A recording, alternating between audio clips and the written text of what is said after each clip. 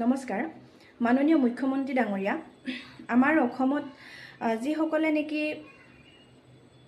চাহপাতৰ খেতি কৰে যিসকলৰ সৰু সৰু ঘৰতে নিজৰ চাহ বাগান আছে সেই বাগানেৰে ঘৰ চলাই আছে চাহৰ বাগানেৰে তেখেতলোকৰ ওপৰত আপুনি কেতিয়াবা গুৰুত্ব দিবচোন যিখন অসমে ইণ্ডিয়াৰ 55% চাহপাত অকলে যোগান ধৰি আহিছে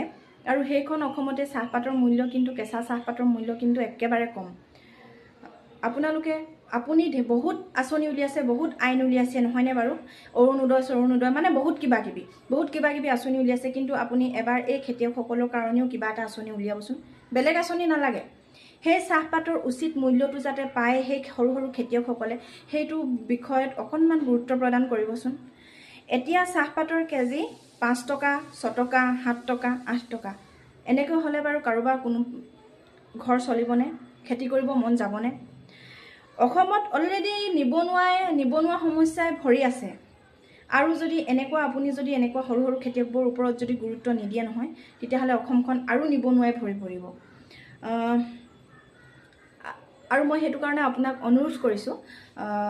আপুনি যাতে আমাৰ এই সৰু সৰু অসমৰ যিসকল নেকি থলুৱা চাহ বাগানৰ খেতি কৰি ঘৰ চলাই আছে তেখেতলোকৰ ওপৰত অকণমান গুৰুত্ব দিয়ক চাহপাতৰ মূল্যৰ ওপৰত গুৰুত্ব দিয়ক ইমান অসমে এতিয়া অসম বুলি ক'লে চাহপাতৰ কাৰণে কেনেকুৱা এতিয়া আমি সকলোৱে জানো চাহপাত বুলি ক'লে অসমৰ এটা নাম সুকীয়াকৈ আহে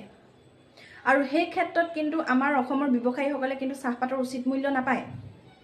এই বিষয়ত আপুনি গুৰুত্ব দিয়ে ধন্যবাদ